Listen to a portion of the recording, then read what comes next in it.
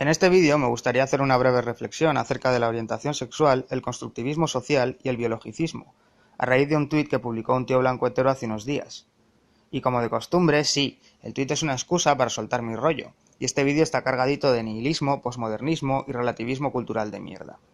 Ahí tenéis vuestro trigger warning. Comencemos. El tuit en cuestión es el siguiente. En Podemos creen que la orientación sexual es algo que se construye. De ahí a inferir que los padres están en su derecho de tratar al nene para quitarle la mariconería, apenas resta un paso. En breve, Monasterio leerá a Catherine McKinnon. Mi objetivo aquí no es dirimir si la orientación sexual es, en efecto, un constructo social, o si, por el contrario, se trata de algo biológico que poco o nada tiene que ver con el contexto sociocultural.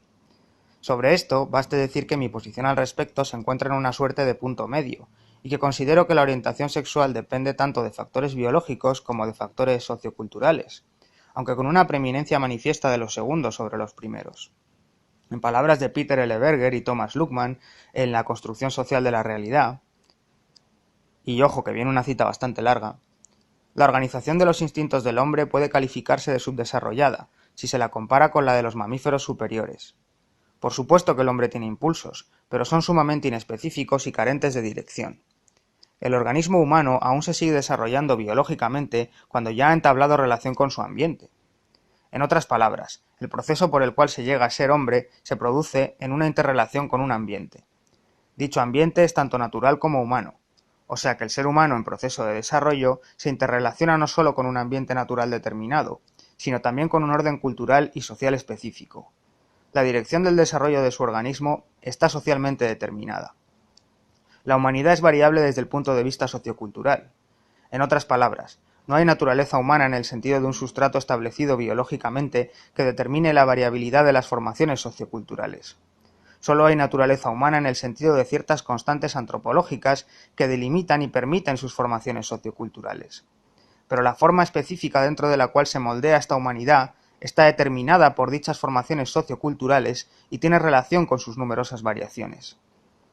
Si bien es posible afirmar que el hombre posee una naturaleza, es más significativo decir que el hombre construye su propia naturaleza, o, más sencillamente, que el hombre se produce a sí mismo.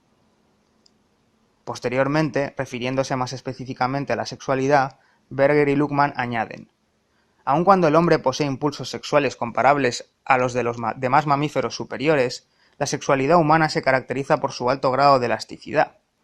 La sexualidad humana está dirigida y a veces estructurada rígidamente en cada cultura particular. Toda cultura tiene una configuración sexual distintiva, con sus propias pautas especializadas de comportamiento sexual y sus propios supuestos antropológicos en el campo sexual. La relatividad empírica de estas configuraciones, su enorme variedad y rica inventiva, indican que son producto de las propias formaciones socioculturales del hombre, más que de una naturaleza humana establecida biológicamente. Y concluyen con una nota a pie de página. El punto de vista que aquí se presenta sobre la plasticidad sexual del hombre tiene afinidad con la concepción de Freud acerca del carácter originalmente informe de la libido. Fin de la cita. Sin embargo, en realidad todo esto es irrelevante con respecto a la cuestión que nos ocupa, que es la de dirimir si la orientación sexual es algo que puede cambiarse a voluntad o no, y si es legítimo tratar de modificar la orientación sexual de las personas. A este respecto, el non sequitur del tuit de un tío blanco hetero resulta más que evidente. De que la orientación sexual sea una construcción social, no se deriva en ningún momento que se pueda modificar a voluntad, ni mucho menos que se deba hacerlo. El error proviene, como de costumbre, de su recalcitrante individualismo metodológico, así como de su desconocimiento de los fundamentos más básicos del constructivismo social. En primer lugar, porque todo constructo social implica siempre y necesariamente reciprocidad e historicidad. En otras palabras, el proceso de institucionalización social no puede ser nunca fruto de la acción de un único individuo aislado, pues requiere de una tipificación recíproca de acciones habitualizadas por diferentes tipos de actores, que además ha de producirse en el curso de una historia compartida, esto es, no puede producirse en un instante. Lo que haga un individuo concreto en un momento concreto es irrelevante. Es la repetición prolongada en el tiempo de ciertos protocolos compartidos de comportamiento que se transmiten de generación en generación, lo que constituye el núcleo de la institucionalización de un determinado orden social. En segundo lugar, porque un constructo social, una vez institucionalizado, adquiere una suerte de vida propia, hasta el punto de ser experimentado por los individuos como algo objetivo y externo a ellos. De nuevo, en palabras de Berger y Luckmann, al adquirir historicidad, estas formaciones adquieren también otra cualidad crucial, o más exactamente, perfeccionan una cualidad que existía en germen desde que A y B iniciaron la tipificación recíproca de su comportamiento: la objetividad. Esto significa que las instituciones que ahora han cristalizado se experimentan como existentes por encima y más allá de los individuos a quienes acaece encarnarlas en ese momento.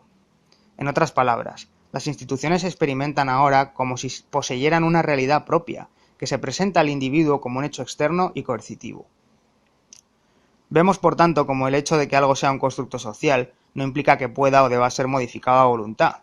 Es un poco más complejo que todo eso.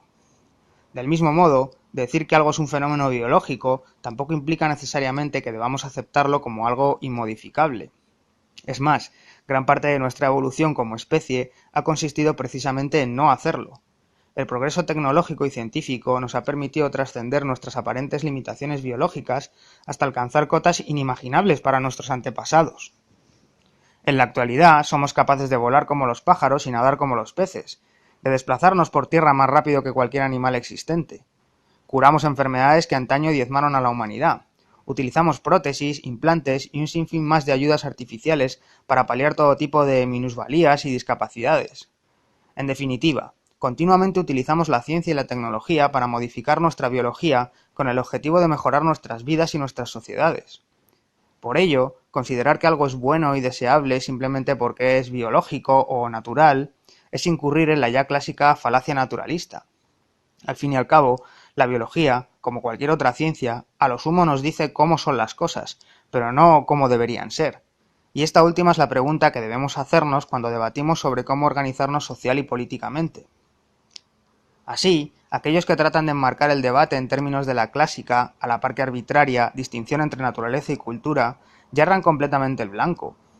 Que la orientación sexual sea un constructo social, o, por el contrario, algo biológico, es irrelevante a la hora de decidir qué papel ha de jugar en nuestro actual orden social, ya que dicha decisión es enteramente política y moral, no científica.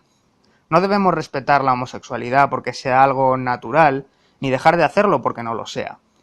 Recordemos que no hace tanto la ciencia de la psiquiatría catalogaba a la homosexualidad como una enfermedad mental. ¿Era entonces legítimo someter a los homosexuales a terapias de reconversión?